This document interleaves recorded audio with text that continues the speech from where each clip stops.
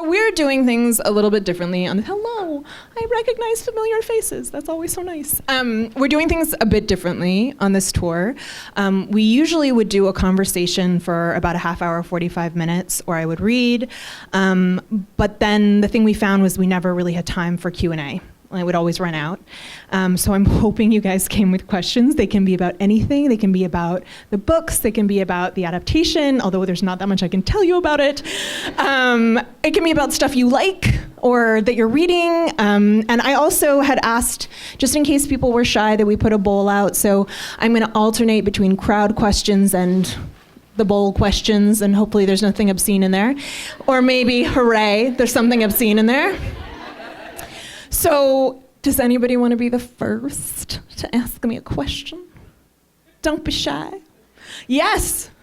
Hi. So, was it hard for you to get back into sort of Nikolai's head? This is Clarabelle, by the way. Yeah. Clarabelle Ortega. She has she's a writer and an awesome human. Oh, thank you. Sorry, the question was about getting into Nikolai's head. Now I'm like blushing. Yeah, getting back into Nikolai's head and sort of like the Grishaverse before, like all of those characters, you know, was it hard for you after Six of Crows and everything? Honestly, it really wasn't. I mean, it was, when I was writing Crooked Kingdom, originally there were much longer scenes with the Grishaverse character, the original Shadow and Bone trilogy characters, because it was so fun to write them again. And I think the thing that was, I had actually never written from Nikolai's POV. And so for me, the challenge was in creating a tension between the person that we see, who is charming and glib and always has an answer and always has a plan, and the cost that has for him.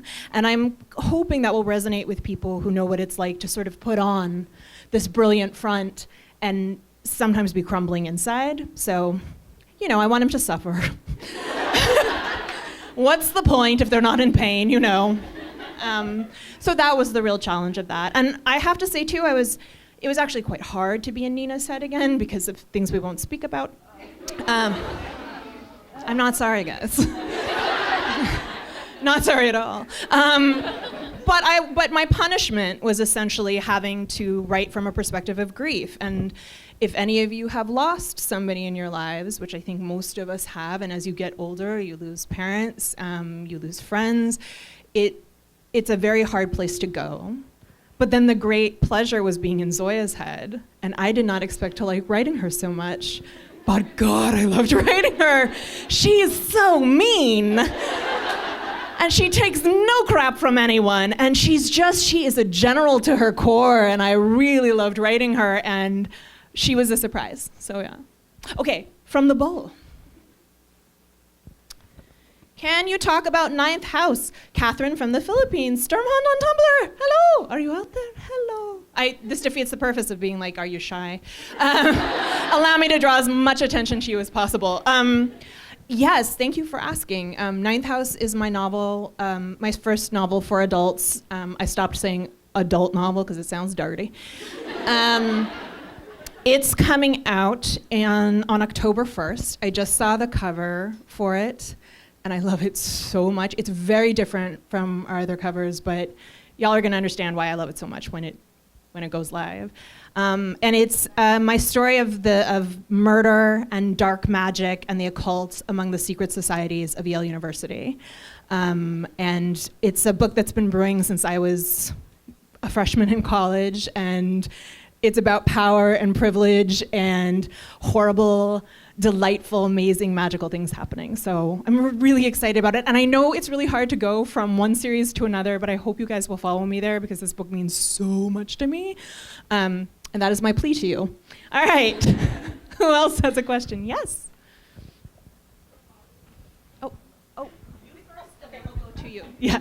I know you can't really talk about, I'm Michelle, by the way. Hello, Hi. Michelle. Thank you for coming. Thank you. Also, you have amazing glasses. Thank you. I also have amazing hair. Yes, you do. So I know you can't really talk too much about the show, but who would be your dream cast? You don't have to say for everyone, maybe just a couple of characters, but okay. If there's someone that you would really, really love. I am sorry to disappoint you, but the one thing that Netflix said was, please don't talk about your dream cast, because if I say that, whoever gets cast, if it's not that person, is going to be like, well, hey guys, and look, I can tell you this. I think that it's really important. Okay. There will be no whitewashing. There will be no skinny washing. There will be no straight washing, okay? Eric Heiserer is very dedicated not only to having diversity in the show, but to having diversity in the writer's room as well. And he is great. And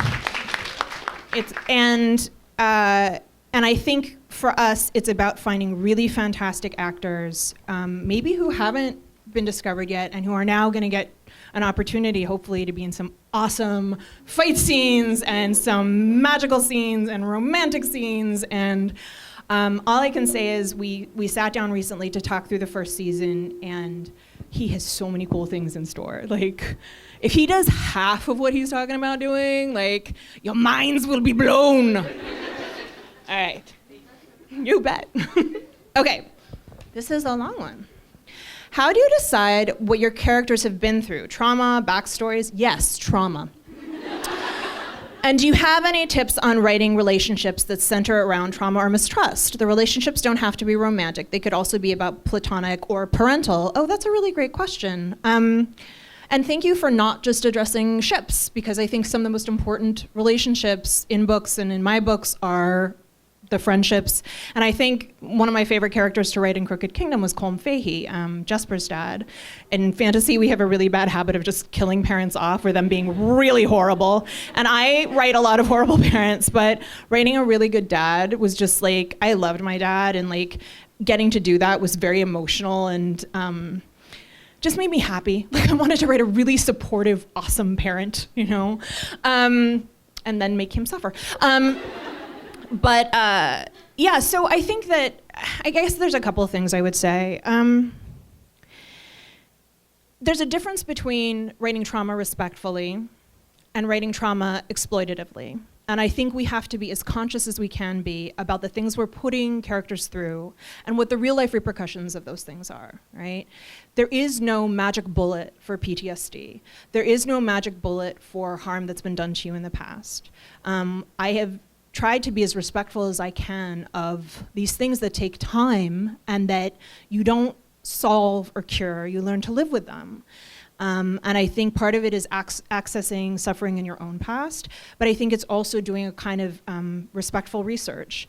And I think also, don't play tourist in other people's lives. Like, if you're committed to writing about something, be committed to writing about something, and sometimes understand that it may not be your thing to write, which is what no author wants to hear, but sometimes we have to. Okay, serious stuff. Yes, thank you. Applaud you. Yes, you are next. So, following Caitlin's question, will Ninth House have some dirty in it? Pervert. Not the kind of dirty you're thinking about. It's not, nobody has that kind of fun in my books. I mean, seriously, I managed to write so many books without people even kissing. Like,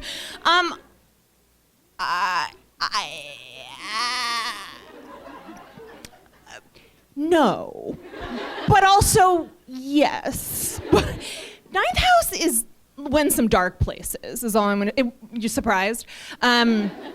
It went some really dark places that sort of took me aback. And it turned out, I always, when I'm sitting down to write, when I'm sitting down to write a book, I always think I'm gonna write a fun romp. Like, in my head, I think I'm gonna write some kind of just like when I sat down to write Six of Crows, I was like, this is gonna be a delightful heist in the vein of Ocean's 11. And then, a kid is, riding his brother's body to freedom. It's fine.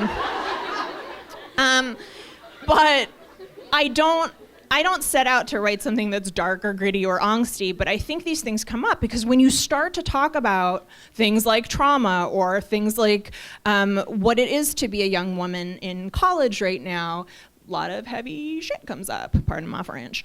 And I think that works its way in there. There is going to be romance, but it is slow burn because I love a slow burn. And who knows, maybe in the next book I will write a lot of sexy times. Maybe I'll release some unedited scenes. I don't know. I I've never really written a super dirty scene. You think I mean, I don't know. I like the lead up. Am I the only person who likes the lead up? No. Okay, bless. I also feel like there's like a limited number of words that become available to you, like thrusting. Anyway, okay. To the bowl for safety. Which order of Grisha would Alex be? I love all these ninth house questions. My publicist is like, shut up. We're here to talk about the Grishaverse. Alex Stern is the heroine of Ninth House. There is just no question that she's a Slytherin. She is deep Slytherin. Like there's just, yeah, like I thought Kaz was dark, but nope. Somebody else? Maybe they're in the back. I see a Mortal Instruments ruin. Yes. How are you? I'm great. How are you? Good. I was wondering, I just did my reread of everything, honestly. Thank you. And was Jesper based on Doc Holliday at all, except the tuberculosis? Okay. I've never thought about this, but Tombstone, it is a flawed film, but I love that movie, and I think there probably is a little bit. I can tell you that there's a scene where Wyatt just smacks a guy in the nose with the butt of his gun. And I grew up on that stuff, like The Untouchables and Tombstone, and I love that stuff. And I think a lot of that, the kind of trash talk, the gunfights, all work their way in there. So very astute. Yeah, not deliberately, but we pick things up. We all have little trope buttons that get pushed, and I think how many here are writers? Do we have any? All right. So Marie-Lou, I'm going to name drop, Marie-Lou and I were talking. And we were talking about the things that give us pleasure in stories, what makes us lock in. And sometimes you recognize it more in a movie that's not good or a show that's not good, but you're still like, I know this isn't good, but I love it. And it's really powerful. And I think it can be a guide in our writing because it tells us like, oh, maybe we should be writing that. Like maybe that's the thing that is going to bring us pleasure as writers and then give pleasure to the reader with the book. I'm sounding more and more filthy. Okay, to the bowl. Okay. What are the odds of a Six of Crows book 3? Says Alexa. They're really good, actually. Not soon. I have a sequel to write for King of Scars. I have the sequel to write for Ninth House. So it would be a few years, but I have always thought that I would revisit those characters, and I have a rough idea of what the plot of that book would be, but it has to sit and cook. Writing heists and cons is incredibly challenging and exhausting and requires a level of attention and revision that is really hard to do on a tight deadline. So if you guys are still around, I'll write it for you. No, really, if you're still listening to me in a few years, I will absolutely write a Six of Crows 3. But don't camp out at my house. Someone else? Yes. Yellow shirt, yeah. Hi, I'm Hi. Nicole. Hi, Nicole. It's great to be here. So I'm not sure if you've answered this before in another interview, but which character from Six of Crows do you relate to the most? That is a really hard question. There's a little bit of me in all of them. Some of the insecurities Wylan carries with him from growing up are definitely straight out of my head. That voice in his head that tells him he's not good enough, same voice. I feel like Nina is me on my best days. Like the days when I'm like, I look amazing. Like that's Nina every day. And of course, there's a lot of Kaz in me. Not so much in the ruthless mastermind. I wish I was more ruthless and brilliant that way. But obviously, his experience with chronic pain and disability is something that I wasn't conscious of writing it in the first book, which makes me sound so foolish, right? Like, obviously, I was writing a guy who lives with chronic pain and walks with a cane. Clearly, you're doing a self-insert, but I didn't. I think there's a certain level of just not being conscious of that until I was done with the draft. But when I wrote Crooked Kingdom, I was much more conscious of that. And I was actually addressing some of the things I've heard about my own disability and that I heard when people talked about Kaz. They would say, I don't know why, but I pictured Kaz as an old man. I was like, I know why. because the media has taught you that the only people who need mobility devices are old. It's why I get, second looks in the airport, or people are like, you don't look disabled, and I'm like, how does that look? Exactly. So I wrote a lot of that into Crooked Kingdom, and I think in some ways I got closer to Kaz in that writing. Yeah. Oh, to the bow. Okay. Did you ever have a different ending for the Darkling? No, my sweet babies. My sweet, sweet, monster-loving babies. He was always gonna bite it, so next. Thank you, next. Brittany. Then we'll go to the back. So you write from other POVs really well, and you. I was wondering if you had any tips for slipping into other characters' minds when you have to go back and forth. Look, at least for me, the trick is in revision. One of the notes I got consistently from my editor was, these characters have to sound more different. And so that was the work of revision, because initially they all just sounded like me. And I'm very delightful, but you don't want to read 6 POVs that sound like me. So that was part of the work. And also I read them out loud. If you don't find yourself falling into a particular cadence when you're reading a character, you're not there yet.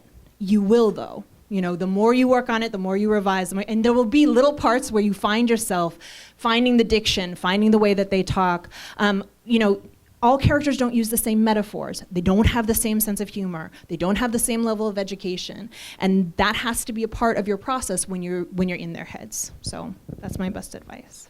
Okay. And then if there's somebody in the back, I'm going to call on somebody in the back next.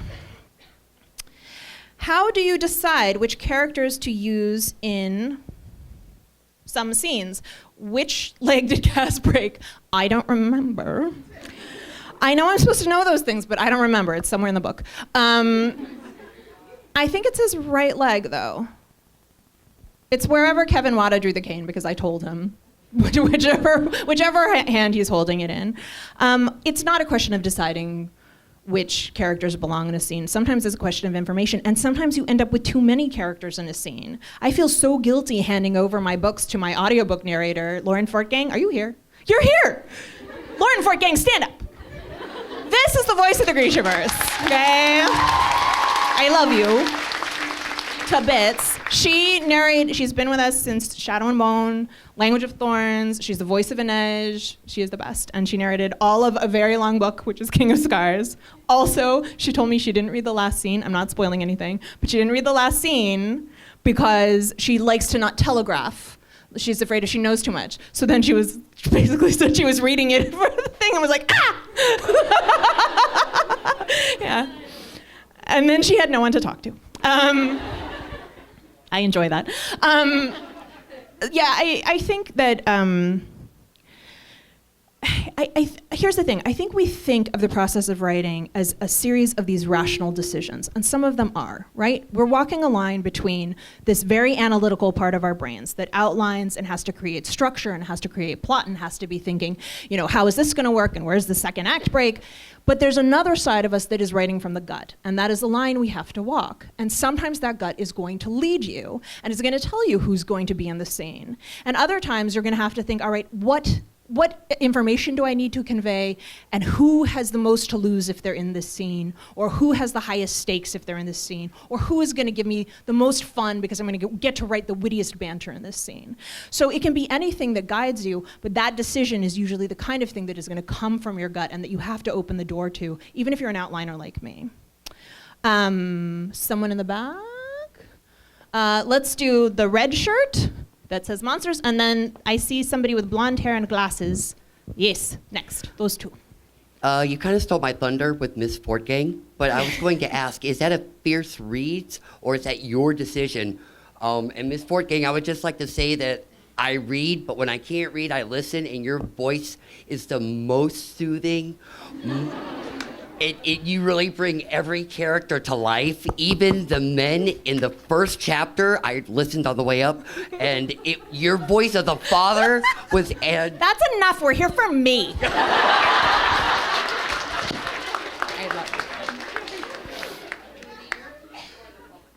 Honestly, they sent me a bunch of narrators when we were doing Shadow and Bone, and I picked Lauren. I just knew. And I'll be honest, I only listen very rarely to bits and pieces because I read my books out loud, and yeah, it's like there's something uncomfortable to me. I only reread my books when I have to. I had to reread everything before I wrote King of Scars, and it's incredibly uncomfortable because you evolve as a writer and you see the things you wish you'd done differently, and you want to go back and edit it, but that's not the way it works. Yeah. I think we had yes.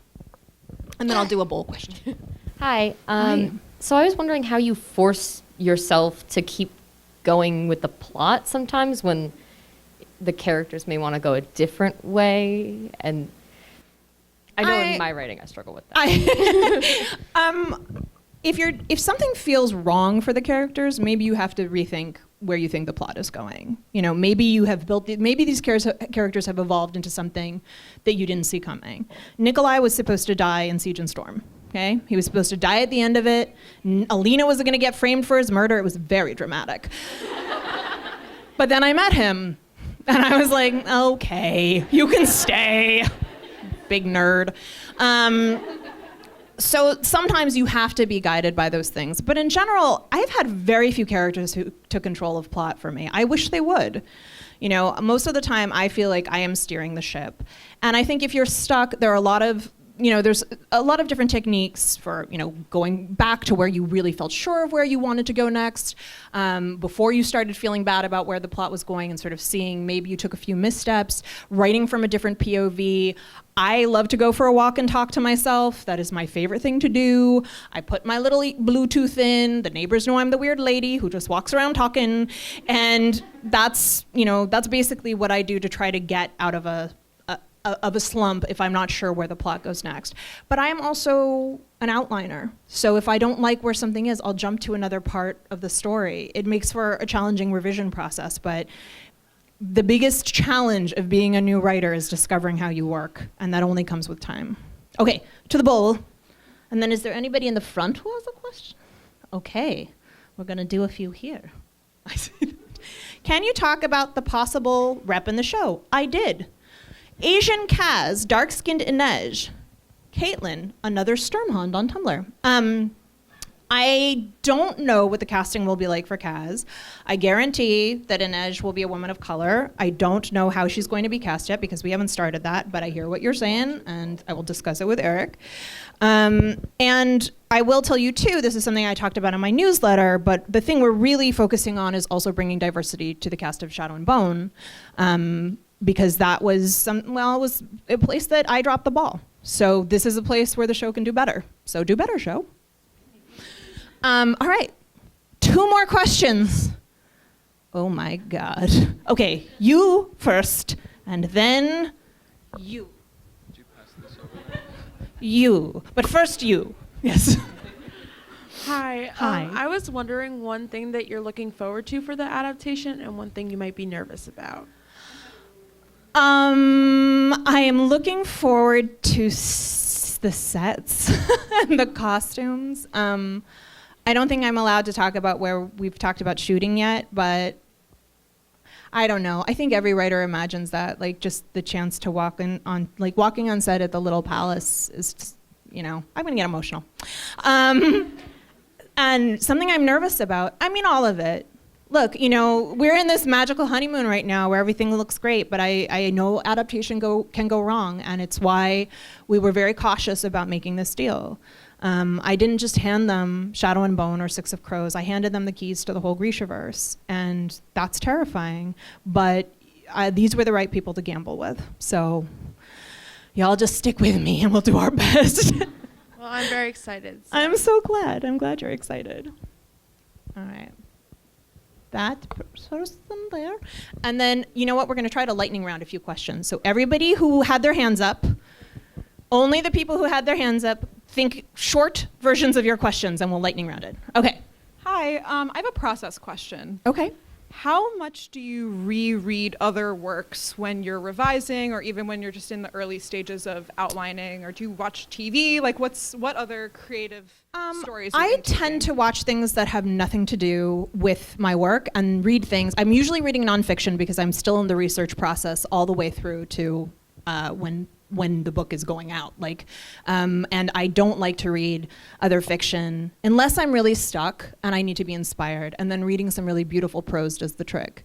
But I tend to watch things that have nothing to do. Like I rewatched all of Parks and Rec when I was writing Six of Crows, hence the waffles.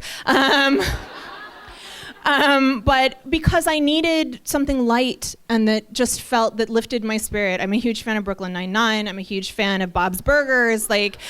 They're the shows that make me feel good. Oh, Great British Bake Off. It is the balm for one's soul, it's so healing, and I'm like, everything's gonna be okay. Maybe this bake didn't work out, but the next one is gonna go better. That's where I need to be when I'm working. Okay, who had their hands up? Don't lie. All right, we're gonna lightning round it. Go, real short. Research, how? Research how? Give yourself a certain amount of time you're going to research. Don't hide from the draft in the research, because once you're writing, you're going to learn other things you need to research. And understand that research is basically a wide net that you're throwing, and you're only going to cull certain things from it. Who up? Keep your hands up. You. So when you're writing characters, you use humor as a coping mechanism for sadness or something like that? Do I use humor as a coping mechanism? Yes. All my life. Next. Yes. Really excited to read right now? Oh, I just read Queen of Nothing, the third book. Yeah, so that is the third book in Holly Black's Cruel Prince, Wicked King, and it's so good, and yeah, it was really good. I love that series. To me, it's basically it's everything I wanted from a series when I was younger. It's transportive, it's dangerous, it's seductive. I just love it so much. So I'm super excited about that. And also, I feel like everybody's been sleeping on the Brooklyn Bruja series by Zoraida Cordova. It's really good and really fun. And I just want more people to read it. So please, go out and read it. Yes, quick. Might you ever get a story with David and Jenya? Because I love them. I mean, they're in King of Scars, David and Jenya. And I love writing them. But will they get their own story? Maybe. That would be kind of fun. I could send them on a quest. Okay, now you. Yeah. You mentioned Language of Thorns might be in the TV show. How would that work? I think they want to use it more for texture. And I don't actually know. There are certain things that I know are going to be in the show that I think readers are going to be super excited about, though. That's all I can say. You, and then we're done. Oh, you're wearing a kefta. You beautiful angel. All right, yes? If the Firebird hadn't been a person, but it had been a Firebird, would Alina have taken the third amplifier? Yeah, and she did take a third amplifier. She killed him, too. Yeah. She's a stone cold killer is what she is. Yeah, I mean, a big part of the story, and I know it distressed a lot of people, was what the hunger for her power does to you. And it doesn't matter if your motives are good. Most people don't start out being like, I will be evil. They start out think that they're doing a good job, or that they know better than everyone else what's good for them. And the problem is that becomes addictive. So that is very much a part of the story, is the lure of that power. Yes, Kefta, and then we're done.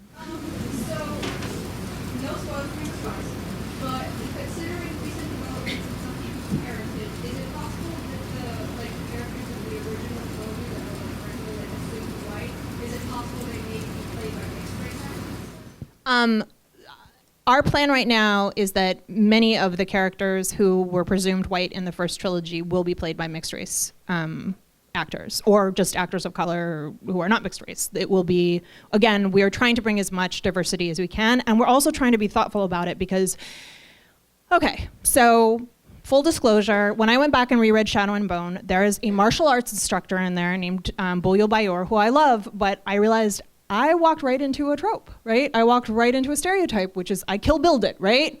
Here's the white girl learning from her shoe instructor. How much does that change if that girl is half shoe or shoe?